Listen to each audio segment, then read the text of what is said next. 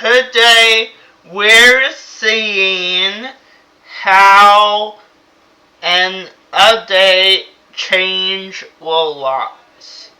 That update that changed Roblox. Make sure to like and subscribe just like I did. Let's go.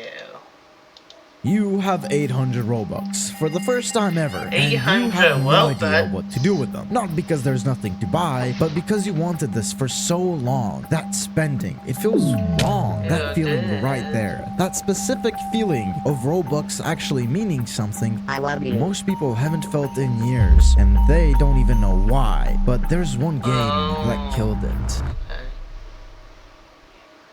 What?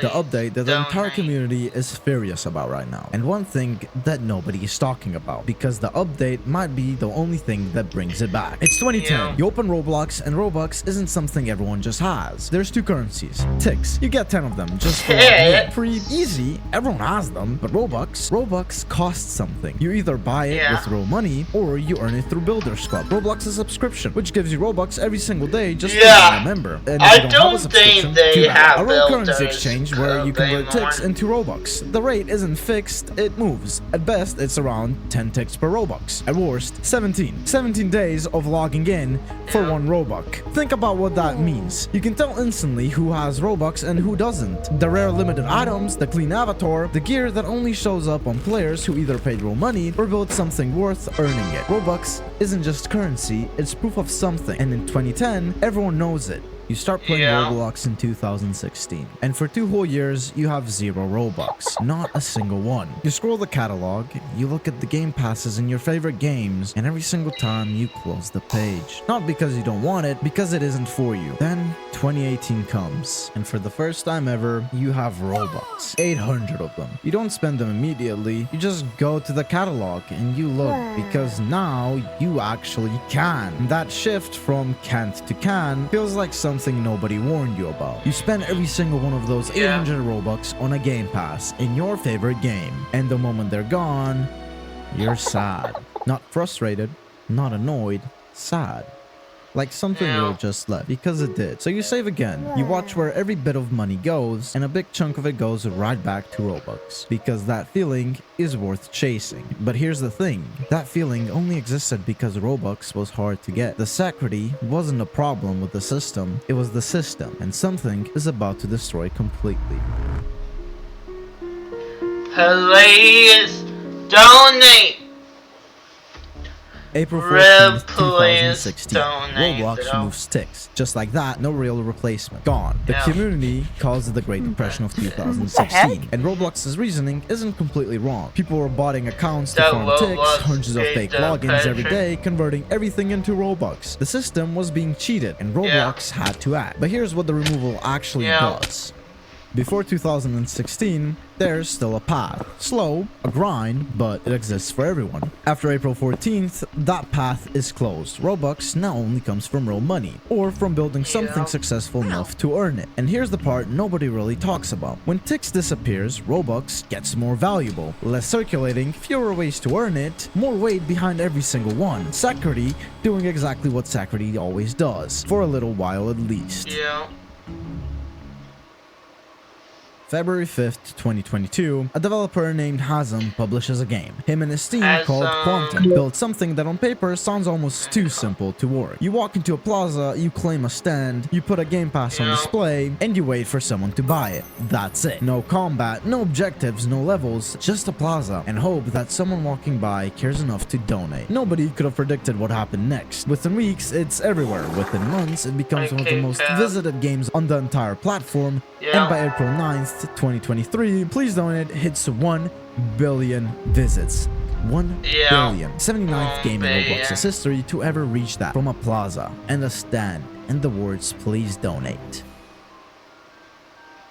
And here's what I actually think about Please Donate, because I need to say this clearly. Please Donate is one of the greatest things to ever happen to this platform. Not because of the numbers, not because of the billion visits, but because of what it gave people. Think about every kid who ever scrolled the catalog and closed the page, every player who looked at a Game Pass in their favorite game and just walked away. Please Donate gave those kids a shot. You didn't need to be a game developer, you didn't need to know how to script, you just needed a stand. And suddenly Roblox was within reach for people it had never been within reach before. Young creators set up their first Game Pass you through can't Please get Donate, Roblox the game where you from would get Please donated Donate because that anymore, game was or easier any to develop. donate Please Donate had games. traffic, it gave you a chance, and for a lot of those creators, that was the first time they It ever sucks. made anything on Roblox that someone paid for. That first donation, whether it was 10 or 10,000 Robux, hit different because it was proof that what they built was worth something to someone. And if you were a content creator, the platform showed up for you in ways you didn't expect. Developers would find your stand, fans would show up just to support you, and sometimes the owner of Please Donate himself would walk into the game. Hazem, the guy who built the whole thing, and he would casually donate 100,000 Robux or even a million. I know because it happened to me. 100,000 Robux from Hazem himself, and I felt that wish same I feeling, could the one I hadn't happen felt to since me. 800 Robux in But 2018. That shift from we'll cans to see, can, we'll that proof see. that something you built was worth something to someone. Please Donate didn't kill that feeling for a whole new generation of players. It gave it back. Yeah. It did. I wasn't going to include this in the video in the first place, I'm sick at the moment, but seeing Please Donate pretty much died down with the new update, I decided to do this. The reason I stayed motivated to stream or make videos at the start was because of Please Donate. Welcome Dai and the other people that left as Cheshka and Sion's vlog. Because of Please Donate, I hit 1k subs. 7 3 and 5 5 5. Yeah. 5, 5, 5. No way, this is actually happening. Yeah. Oh, it's 4 4 4 4. 3 more, come on. 3 more. One more. One more. One more. One more. One more. One more. He hit 1,000, no way. 1,000. No way, I'm actually seeing He won those. you. And there's so much more that happened, not just for me, but for a lot of creators He too. won Oh my the god, bro, wait, the Royale. owner donated 5,000 Robux to me! Oh my god! Hazem just donated 20k, guys! 20,000 Robux. I wish I got that. He donated 50,000 Robux! 50,000? Royal Drumido. Wait, how many zeros is that? 10 million? Hazem sent 10 million Robux via Please Donate. 10 billion? 10 million? Oh, 10 million. 10 million Robux. Oh my god. No way!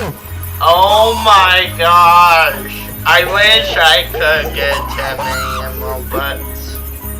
My done! No. I wish I could get. Oh my god, no way. No way. Did he skip me? Wait, what? Oh my god! 100,000 Robux. Our voices It's matter, yet Roblox crazy. keeps asking for feedback, but they never seem to take it. Yeah. Like Roblox So no, asks this isn't a for video trashing Please feedback. Donate. Please but- Donate deserves nothing but respect. But here's the thing about something that big. Something But that moves they that much don't- Robux. Something that but puts the currency in won't the hands of players want- who never had it before. Don't It changes listen the to what I economy. say. Not on purpose, not maliciously, just Wherever. as a side effect I- of being exactly what it was. Robux started flowing differently, and slowly, quietly, the weight behind it started to shift. Yeah. May 4th, 2026, Roblox posts to the dev forum. Starting May 29th, cross-game sales of game passes and developer products are disabled. 3 weeks notice. The So API, long, please donate, please runs on. Gone. The donate replacement is and called the not Transfers API. donation Sending Robux games. to another player now requires Roblox It Plus. really $5 a sucks. month, or cap of It 10,000 really Robux per month. Under 18, parental approval for every single transfer. And publishing your game to players under 16 requires Roblox Plus, starting June. No subscription means paying 1,000 Robux every time you want to go live. Please donate is dead. The game that gave billion players a shot, the game that made young creators feel like their work meant something, the place where a kid with a stand could wake up to their first ever donation, gone. Not because it broke any rules, because Roblox changed the floor underneath it. 3 weeks notice. And the people who built real things on that foundation, they lost everything overnight. That is real damage. And Hazem and his team deserved better than that. Yeah, it did. But I need you to think about something, because here's the part of this story that nobody is talking about. When Please Donate was alive, Robux was moving through the platform at a scale nobody had ever seen before. Hundreds of thousands changing hands every single day, freely, for a blimp, for a nuke, for a number going up on a screen. And what does that do to a currency? The same thing it always does. When too much of something moves too easily, the weight behind it starts to disappear. Not officially, not on paper, but in how people treat it. In whether they even pause before spending it. Now, the cap is 10,000 Robux per month. The subscription locks most of the platform out entirely. The free flow that made Robux feel like background noise is gone. And when a currency stops flowing freely, Sacrity returns. And Sacrity is the exact thing that made 800 Robux feel like the whole world. The exact thing that made Hazem's donation of 100,000 Robux hit the same way it did. Because it meant something. Because it came from someone who didn't have to give it. That feeling only exists when the currency has weight behind it. And right now, whether Roblox planned it or not, that weight might actually be coming back. So, can Robux recover? Yeah, the math actually says yes. Less circulating, the cap holding, the economy tightening, but Roblox didn't do this for the economy. They did it for completely different reasons, with 3 weeks notice. And Please Donate, one of the greatest things this platform ever produced, is gone because of it. That matters. That deserves to be said. But here's what I have to say. The feeling that 800 gave you in 2018, They the basically feeling did that 100,000 Robux from Hazem gave because you in the game, those feelings existed because Robux meant something they in that basically moment. Because it came did with weight. because If that weight they is coming were back, then maybe the version of Roblox that actually means with something all is closer than it's ever been. Whether Roblox lets it stay that way is a completely different question. They need safety features, so that's why they've been cost changing. Okay, guys, let's watch the video. The man that will. Every year, there's a game that half the community will despise and the other half will love. But this one game didn't just divide the community, it ruined the whole platform. And the guy behind it started building games when he was 11 years old. Spider Sammy, also known as just Sammy. One of the most well-known developers on Roblox right now, best known for owning Sila Brainrot, but what if I told you there's a far deeper story behind it? Here, let me ask you something. Blade Ball, Race Clicker, Fish, Schedule. You probably know those games, right? But did you know Sammy was involved in all of them? Mostly after they got acquired by Dubig, meaning he pretty much helped to run those games into the ground alongside Dubig. And we all know what Dubig does to a game, but it wasn't always like this. Sammy actually started developing at a pretty young age, at the age of 11 in 2013, already involved in development teams on Roblox. Now think about that for a second. Most kids at 11 are just trying not to fall off an hobby. Sammy was already building things. Before Spider Sammy was even a name, there was another account. Loaded Bad, active from 2019 all the way to 2021. On this account, he was a developer on Speedrun Simulator, a game tester for groups like Base Battles, Jellycube, Maroon Shark, Sellout Studios. Nobody knew the name, nobody was paying attention, he was just a guy in the background, learning, testing, watching how things work. And then in June 2021, the account just goes quiet. Now, here's where it gets a little interesting. On June 23rd, 2021, a notable developer named upload_file and several people close to him all get terminated from Roblox on the same day, including him. 3 days after that, Sammy's account is created. Probably a coincidence, but it's the kind of detail that makes you look twice. And if you need any more proof that Loaded Bag and Spider Sammy are the same person, his Twitter handle used to be Loaded Bag. Low Bag was same person, Spider Sammy was Sammy? Wow, I didn't know that. So fast forward to 2022. So Sammy drops his was first original working project under his own behind name. the He calls it scenes Crab in Game. our Now you podcast. might know that name, or you might not. The original Crab Game was made by Danny Dev, a YouTuber and a solo developer who made it as a personal challenge. And that game went absolutely viral.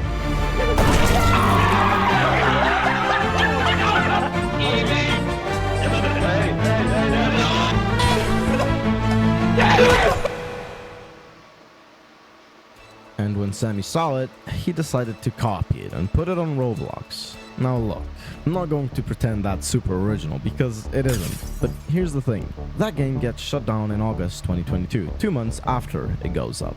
And Sammy could have packed it in right there. First world project, gone in 2 months, but he didn't, because everybody's first swing misses. That's kind of the whole point of the first swing.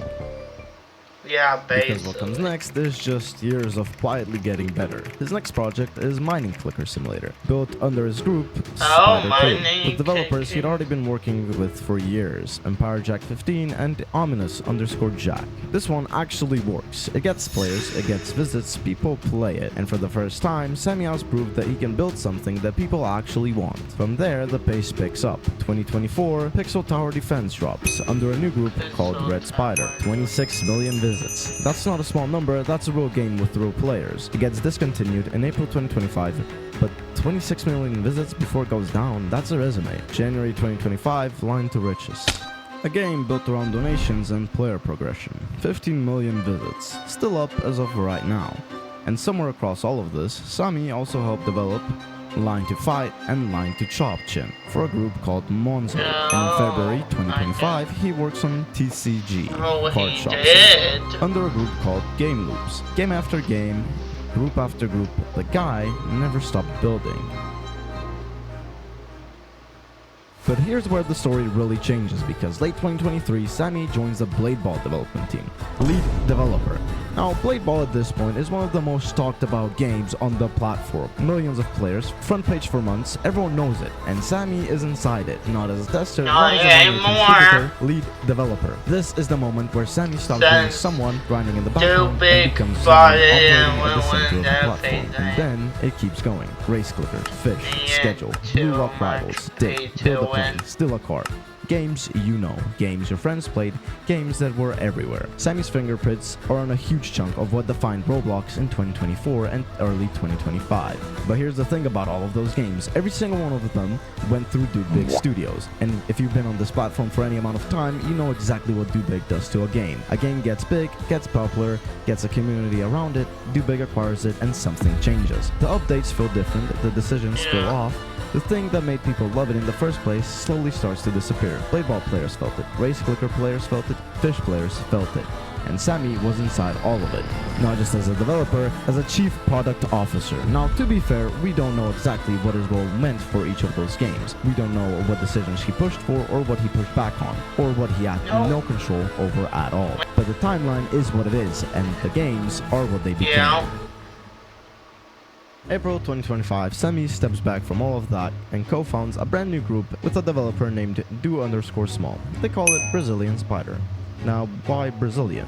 Sammy's been pretty vogue about where he's actually from. His native language is English, he lives in the US, but he's made a lot of references to Brazil over the years. He also said once in his own Discord server, "I'm from Africa, somewhere in North Africa." After some digging, it came out he used to live in Algeria, so Brazilian Spider, sure, Sammy. Anyway. The game that released under Brazilian Spider is called Steal a Brainrot. Steal a Brainrot! That one of the biggest games in 2025. That made it feel like that was so much fun, but and the concept is offensively simple. now it's You walk not. in, you buy a brain rot, someone tries to steal it from you, you try to stop them, that's it. The concept takes about 5 seconds to understand. loves Buy a brain rot, someone tries to steal it, you try to stop them, No ranking system, no complex mechanics, no nothing. You just play, and somehow, that's enough.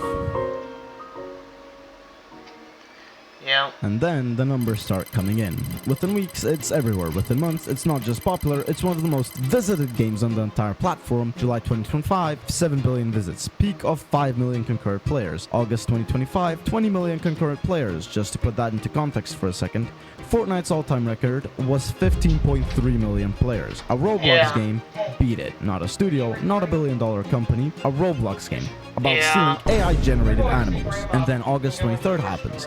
Sammy and Jendo, the developer behind Girl Garden, decide to run an admin abuse war between their two games. Now, before you think these two actually hate each other, they don't. This whole thing is a bit.